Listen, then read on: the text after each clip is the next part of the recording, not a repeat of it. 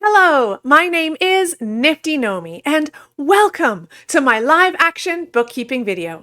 I am now covering June week number 1, so June 1st to 7th, and I'll be dividing this week into 4 separate videos. Now this is the third of 4 June week number 1 videos. This is video number 13 in the Grand Gate Gardens case study, and this video covers the invoices and deposits in June week number 1. We'll be covering landscaping job deposits, and also Sara begins to do cash register reconciliations. Check out the link below to find out how to download the documents, request a topic, or find out more about my case study project. Now, onto the bookkeeping. So now that we've put in all the bills for June week 1, let's go to the invoices. So let's open up the first one. Okay, and this one's straightforward. It's just in time for garden design and installation. So I'll pop that one in. And just as the AI bank feed is a new thing this summer while I'm recording this tutorial, they've also changed the layout of the invoice. We can go back to the old layout, but let's just go ahead and use this new one because most people will be using it by the time they take this course. So let's go ahead and add just in time. I think I would like a capital.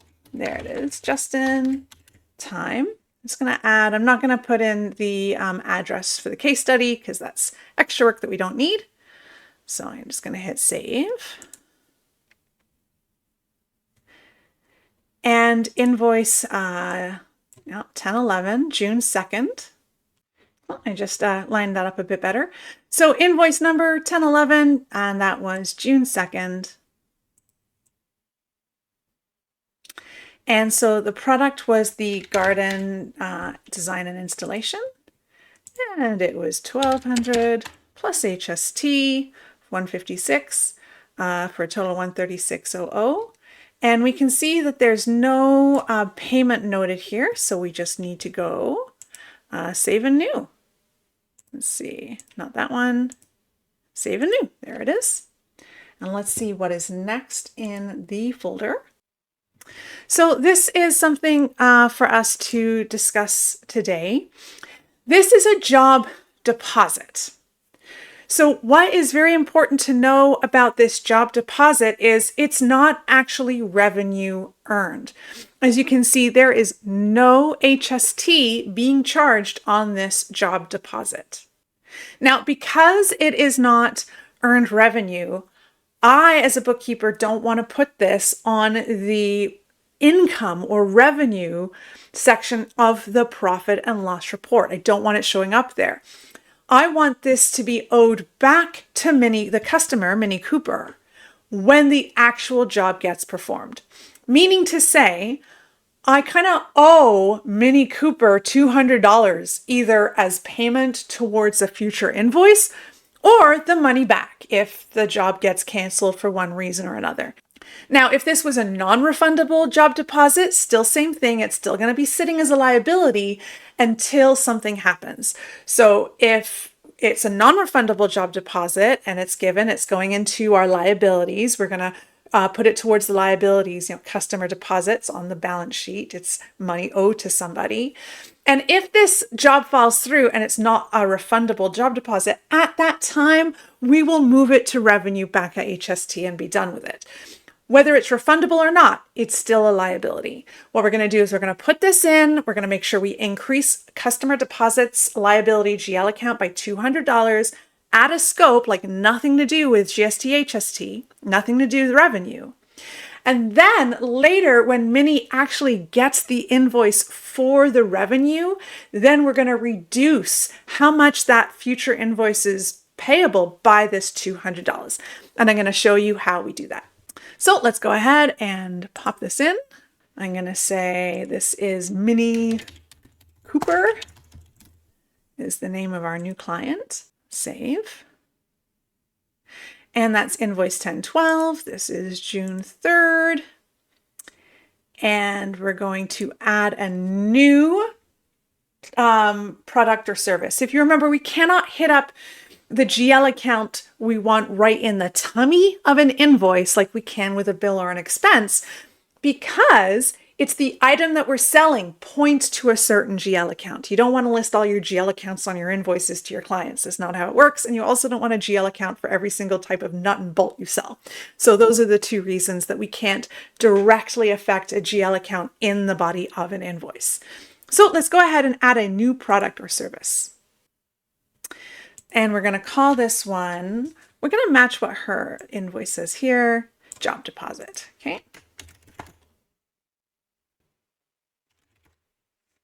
And we're going to leave the item type as service. Now this category is not like the category of GL account. It's just the category of all the different products and services. And we're not tracking that in QuickBooks. We're just going to leave that blank. So the description, we're going to leave blank for now. And the price is going to maybe be different. Maybe somebody's deposit is going to be more than 200. What's important is this income account. We don't want it to go to services. We don't want it to go to landscaping income. We have a GL account called customer deposits, and it's not an income GL account. It's an other current liability. So that means that it is actually on the balance sheet. We are increasing a liability when we use this account. So we're going to go, and of course, like as I mentioned, this is definitely out of scope. This is not zero rated. If we said zero rated, it would go on to line 101 or the revenue and sales of the HST return later on. So you want to make sure that this is out of scope, and then we say save and close. And I'm going to close that because it's in my way, and it is 200 and out of scope. Now I'm just going to go ahead and go save, because there is a note here that it is paid by Square. Okay, so let's go ahead and add that Square payment. We're going to do it different than we did last month. Last month I was showing you if there's just one or two Square payments, here's how you can do a combined deposit withholding the fees to go into the bank, showing you way one. This month for June, I'm going to show you way two, because as you can see, Sarah's going to have a whole bunch of Square payments. So we're just going to use a Square clearing account. So because we hit save, we can actually just click receive payment right there. And it's going to populate this all for us. And it was paid June 3rd. And the payment method, again, I just sort of leave this. I generally say here what the payment method is. I find that that's more useful from within the invoice itself when I look at the details. And we're going to deposit that, it's defaulted for some reason already, to Square Clearing. Excellent, because it was paid by Square, and we'll deal with that when we do the Square reconciliation later on. So I'm going to save and close this payment. And let's see what is next in our invoices folder. We got 3 more to go. So next we have an invoice to dictate for garden design, and we can see that it's paid by check. So let's go ahead and put this one in. Oh, so when we closed that payment, it kicked us back to the invoice. All right, so we're going to go save a new. It's a new interface that I'm learning as I'm showing. And now we're going to say that this is, let's add the customer. Dictate. Save. 10/13, and that's June 4th. And this one is for the garden installation and design. 570 with HST, 644.10. I'm just going to hit save so that I can go up here. And you can see how receive payment pops up once we've saved. There it is, dictate. And the payment date, she said, was June 4th as well. And did she say the check number? She didn't, but we'll just say check here because that's what she said.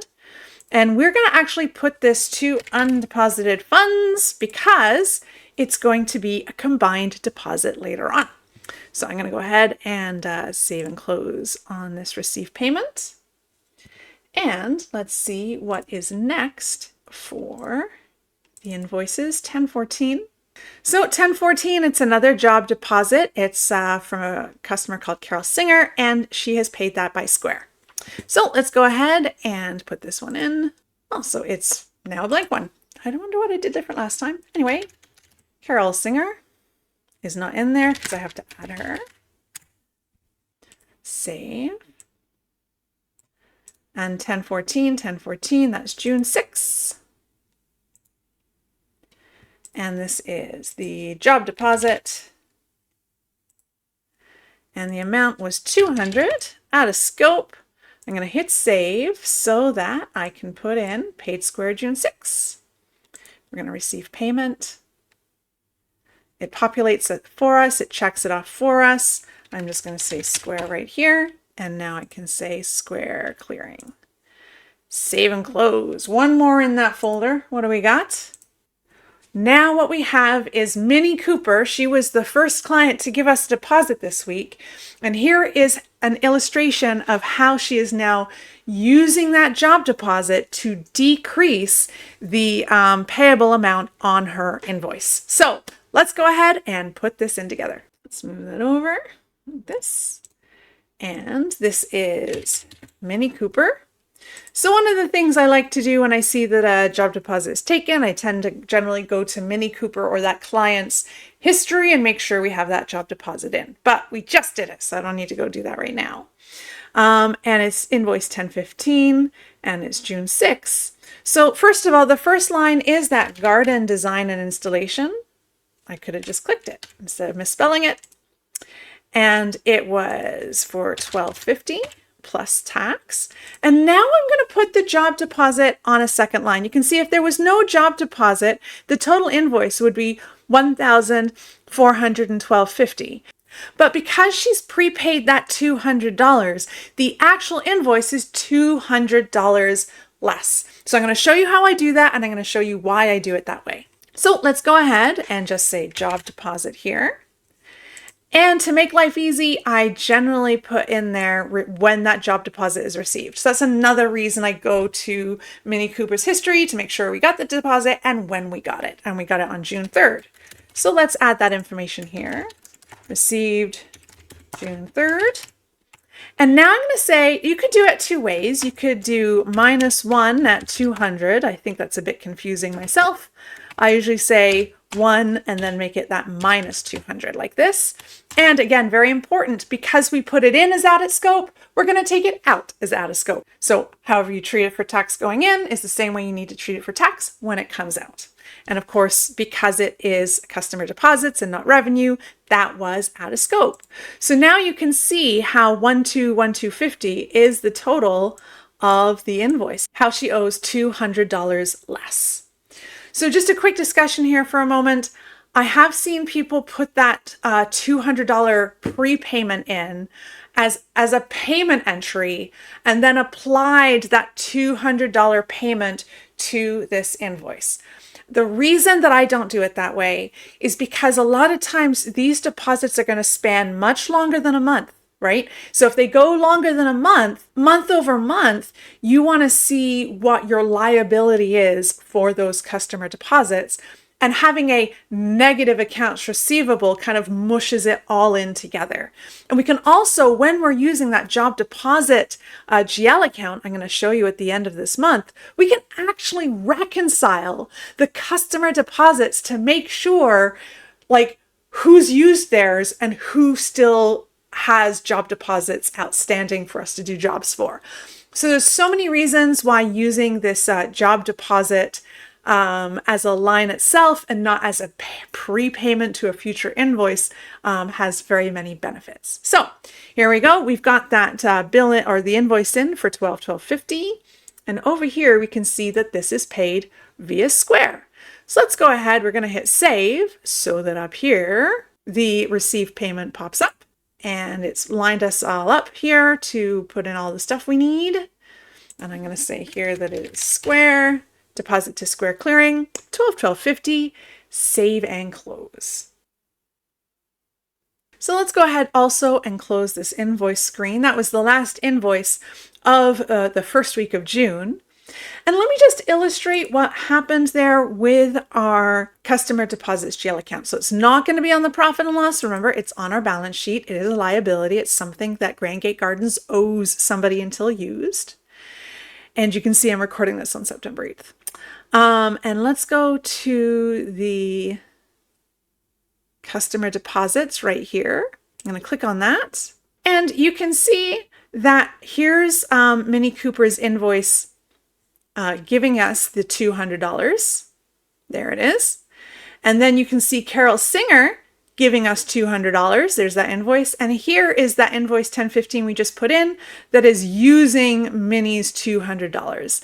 And you'll see how we sort of reconcile and clear those away from the reconciliation screen at the end of June.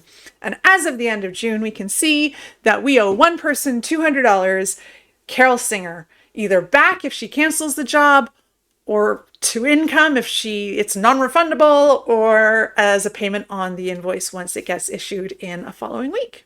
So those are all of the invoices for June week number 1. Let's back it up and take a look. Now we have our deposit folder. In here, we can see that we have a register recap for June 7th and a generic spreadsheet. This is the first time we've come across a register recap sheet. And this is because in May, what Sara was doing is she was looking at her register's software and just said between this date and this date, how much was paid by cash. And then she put that exact amount into the bank. And she thought that this would make the bookkeeping easier. And it kind of did, but what happened is she actually wasn't reconciling her register cash. And so she wanted to make sure that there was a way to confirm that the cash going into the register was what the sales report was saying. And also this way she can go to the bank and maybe deposit some of the register cash and take out 5s and 10s and what have you. So I've created this register recap sheet that can be used. That's why I provided the Excel spreadsheet. I have a one that's empty that you can print blanks and do manually, but there's this fill-in one, and you can basically put in, how many toonies are in the register, and then it'll do the math for you. So you basically put the amounts in the blue sections only, and then the math is done for you. So, and another thing that you could do is if you are using this for your own business is you can sort of right click and save a copy and then just sort of have like a digital history of all of your cash register reconciliations. So let's see how Sara used hers. Now she's done this register recap on June 7th. She noted that the last time it was done was May 31st, but we'll see why she said that in a minute. Basically, she's starting at 0. This is the first register reconciliation that she's doing. And she went ahead and she counted all of the coins and currency, and we can see that in the cash register as of June 7th is $1,076.55. Now, in this section right here, this is what we expect to be in the register. So this is the first time she's doing it, so the opening balance was 0. And here we have sales paid by cash as per report from day after last recap date to current recap date. So that's why she put those in. This is for June 1st to June 7th.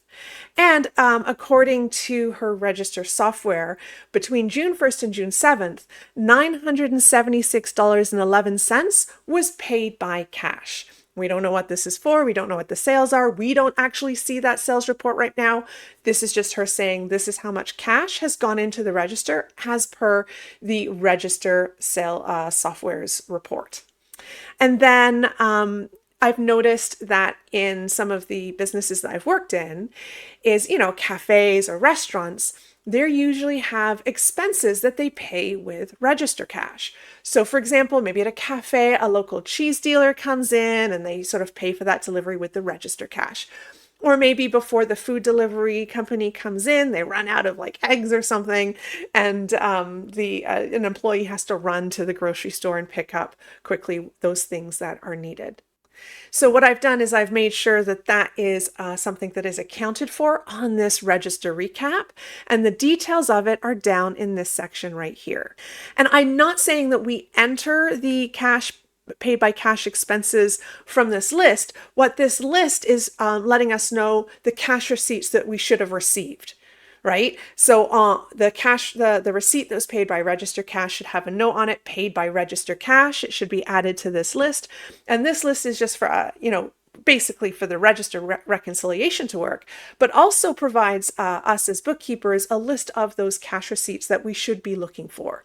That even if this is done with like manual paperwork, maybe the business owner wants to staple those paid by cash register receipts to the back of this. But a lot of times the paperwork nowadays is done digitally, so we'd be looking to make sure we have these receipts received. And if we don't, we can go and ask Sara for them, or we can enter them NR, which stands for no receipt or needs receipt. It's a way of entering in legitimate business expenses into the software, even if we don't have the source documents to support it or confirm it. So one thing about paying things with cash is there's not usually a list of what's paid by cash. So if that receipt is missing, there's no way of actually claiming the legitimate business expense. So anyway, all that to say is this would be a list of the expenses paid by register cash, and there should be a receipt submitted as well saying paid by register cash, and we would confirm that we have all of those cash receipts one way or another in the bookkeeping procedure. Another thing that often gets paid out of the cash register are tips. So for example, a lot of times patrons will pay tips with their debit or credit card. And so what has to happen then is the cash has to be taken out of the register to pay to the employees. And sometimes maybe the shareholder or the business owner pays their own cash. There's many different ways, but if we're going to be doing a register reconciliation, noting how much tips were paid out of the register cash is part of our math to figure out how much money should be in there today. Other cash in, this is other than the sales going through the sales register.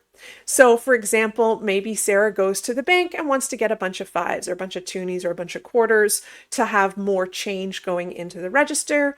Or there could be other reasons that cash is coming in other than the sales. In this case, Sara, because she's starting from zero from June 1st, she wants to have a bit of a float in there, so she's gone ahead and put in $100 of her own cash just to start the float, and that's what this part is referring to right here. So based on this, we have how much is actually in the cash register, how much we expect to be in the cash register, and the difference is the over under. So we actually have something, something, something and 55 cents, but we were actually expecting something, something, something and 11 cents. Which means there's 44 more cents in the cash register for whatever reason. And since we're going to be reconciling the register cash GL account, that's something that we are going to need to take into consideration. Also on this form, I've allowed for the cash deposit, the money coming out of the cash register and going into the bank, and when that gets done, because then we have a closing register balance in order to start again the next period. So we can see in this case, Sara is taking $500 out and she's put it into the bank on June 9th, leaving $576. Again, we're doing the real number, not the supposed number, in the cash register. Now these register recaps, they can be done as often as the business owner would like to confirm it. Some people do them daily. Sara's decided to do it weekly. Whatever period of time you choose to do them, I say we do need one done on the last day of the month. So if Sara just is going ahead and going to go do this every Saturday or Sunday or what have you, well, it's important that on June 30th, whenever the day of that week is, that she does a register recap. This is because right now she's giving us these sales reports on a monthly basis. And so that monthly report ends on the 30th of the month. So when we reconcile the cash coming in from sales and all these different things, we're doing it as of the last day of the month. So that's what I would suggest when using these register recap sheets. Now, what can we enter from this piece of paperwork that Sara has given us? We cannot put in the sales from this. We know that this is how much was paid for sales, but sales of what? Gift cards? Was there honey being sold that's non-taxable? Whatever it is, we cannot know what the sales are based on this register recap sheet. We just know that there's cash coming into the cash register from sales. Perhaps if she gives us that weekly revenue report, we might choose to put in the sales revenue weekly, but we don't have that report. She's only given us this cash register recap. So we can into the sales, but we are going to reconcile that cash register GL account at the end of the month. So what can we put in from this report right here? Well, we can put in the over under. So that's going to be an important thing to track to make sure that the cash register GL account is correct, but also to track those gains and losses for typos or handing off or whatever case. We want to track how much is sort of lost or gained in some of those transactions, because inevitably they're going to happen. Another thing that we can enter in is the owner's contribution. We can note that $100 is going into register cash from Sara, or maybe it was going in from the bank, or whatever it is. So we can put in this other cash in from this report. And depending on the procedure of the relationship between the business owner and the bookkeeper, or maybe based on if we have the bank feed, we may or may not want to put in this cash deposit of $500. So we don't have the paperwork for the following week yet, but I'm going to go ahead and I'm going to put in this cash deposit of $500 from this form. And if we need to change it later, that's just something to keep in mind, because again, we're going to reconcile this at the end of the month. So hopefully catch any double entries that we might have missed. So let's go ahead and put in those items that I discussed. So let's start with the $100 owner's contribution. I'm going to date that June 1st. So we're going to go new, and I'm going to say bank deposit because I'm going to treat register cash, see this, as a type of bank, because it is really not like a bank, but it's like a bank of money, a stash of money. And we are going to say that that was on June 1st. And we're not putting dictates payment into there.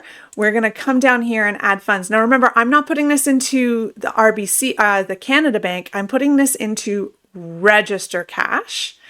And it came from Sara. And it is owner's draw contributions. And there was $100 just like this out of scope. And that is now this $100 going into register cash. We're going to go save and close and take a look at what's next over here. Now we can see that there is a 44 cents over under. And in this case, it's 44 cents more. So you can see how we're supposed to have this and 11 cents, but actually it's this and 55 cents. So we actually have to put an extra 44 cents in there. So I'm going to date this actually the end of the week, the date of when it was counted. So June 7th, that's when that 44 cents over under happened. And again, it's a deposit into the cash register. So we're going to say bank deposit. Register cash is already up. And we're going to say last day of the week is kind of the summary. And we're going to say it actually kind of came from the monthly sales, the monthly store sales. And it was, well, we're going to put it to over under, so it doesn't need a description because the name is cash register over under. And we're going to put in 0.44, and then that is out of scope. And we're going to go save and close. Now, what's the last thing, the third thing I said that we can put in? And that is the cash deposit. Now, we have to keep our eyes open. If there is a June 9th cash deposit, we're going to not want to duplicate that. So that's something to be aware of. But we are going to reconcile this at the end of the month to try and catch any mistakes that we might have made. So again, we're going to go back to that bank deposit screen. But instead of depositing into the cash register, we're going to deposit into Canada Bank checking. And that was June 9th. So let's put it to June 9th. And it was received from monthly store sales. And it's actually coming from the register cash. And we can say that 500 is going in. And again, that is out of scope. And we can go save and close. That's it for invoices and deposits for June week number 1. Next up, the bank feed clearing and reconciliations video.